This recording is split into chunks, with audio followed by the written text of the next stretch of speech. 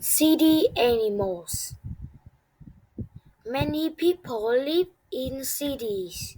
Many kinds of animals live in cities too.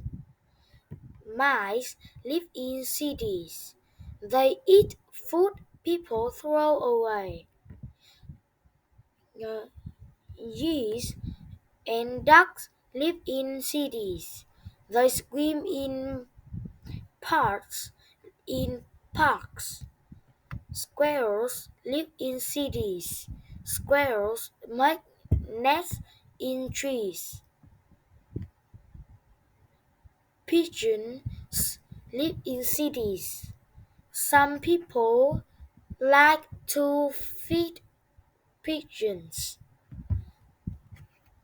Opossums live in cities. They like to come out at night. Hawks live in cities.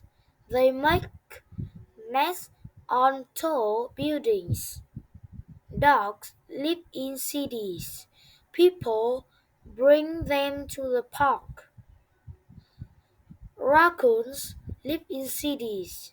They take food from trash bins. Do you see animals where you live? What kind of animals do you see?